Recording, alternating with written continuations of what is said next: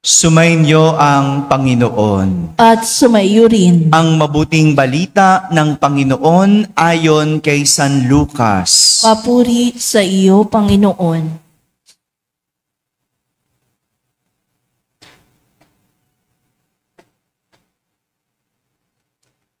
Noong panahong iyon, samantalang naggilalas ang mga tao sa lahat ng ginawa ni Jesus, sinabi niya sa kaniyang mga alagad, "Tandaan ninyo itong sasabihin ko.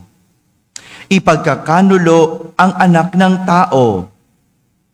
Ngunit hindi nila ito naunawaan, pagkat inilingid ito sa kanila. Nangangamba naman silang magtanong sa kanya kung ano ang ibig sabihin niyon."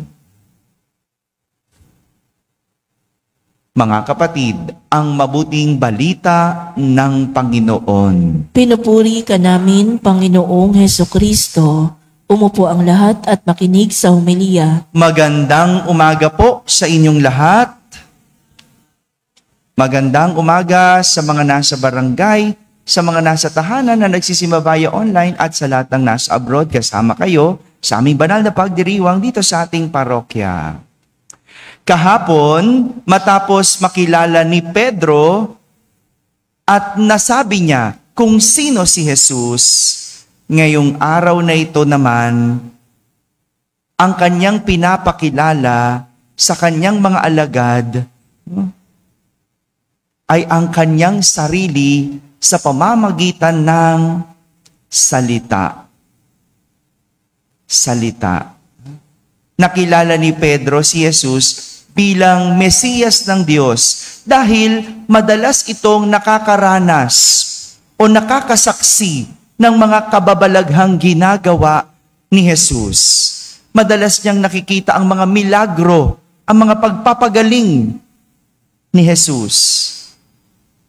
Isa si Pedro sa mga nakaranas ng pagpapagaling nitong si Jesus. Matapos niyang pagalingin ang kanyang biyanan na may sakit. Nakita niya gumaling. Kaya nakilala niya si Jesus. Nakilala dahil sa mga ginagawa ni Jesus, sa mga nakikita niya kay Jesus. At kahit yung maraming tao na sumusunod kay Jesus, yung maraming taong nagkakagulo kay Jesus, dahil nakita nila ang kanilang o ang ginagawa ni Jesus. Kaya nabibilib sila. Kaya naggigilalas sila. Pero hindi dito natatapos ang pagkilala kay Jesus. Hindi sa mga ginagawa lang. Hindi sa mga kababalaghang nasasaksihan.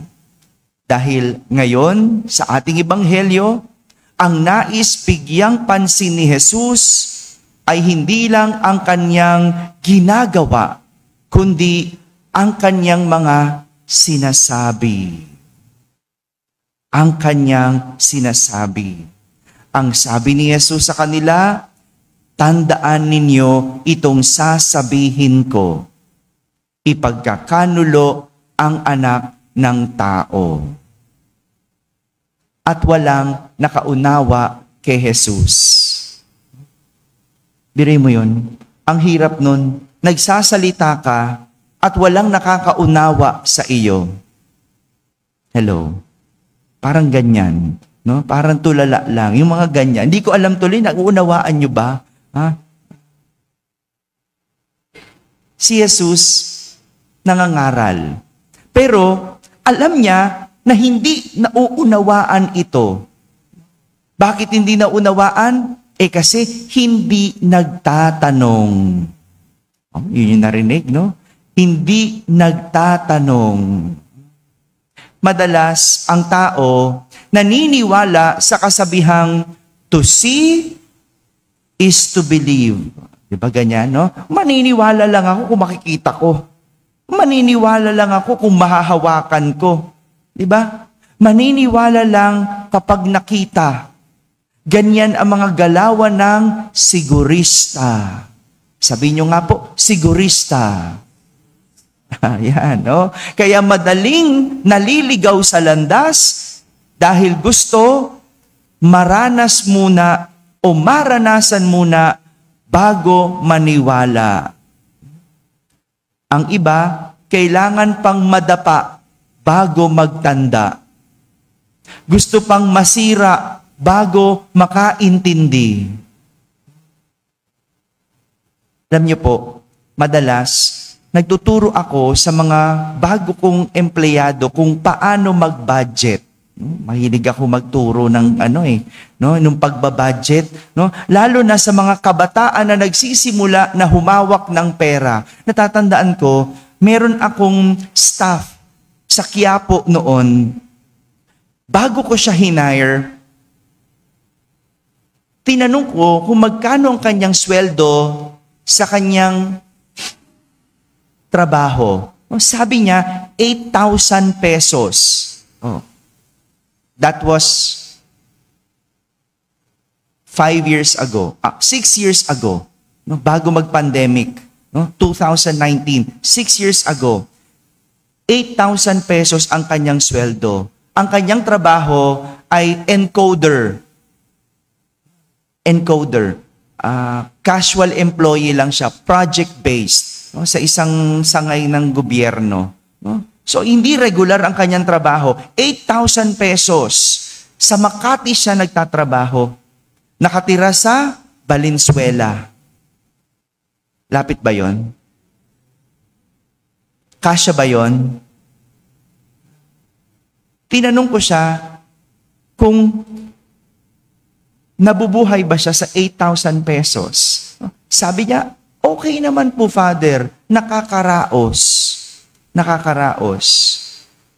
Nung nasa Quiapo na siya, nung na-hire ko na siya, kasi siya'y college graduate naman, no? Education graduate, at nakapasa na sa board exam. No? During that time, nung siya'y nagtatrabaho bilang encoder, hindi pa siya nakakapag-board exam. No? Nung nag-apply na sa Quiapo, nakapasa na siya ng board exam. Kaya, licensed teacher siya. Nung hinire ko na siya, ang naging sweldo niya, higit sa doble sa kanyang tinatanggap. No? Higit sa doble. Higit din sa minimum noon.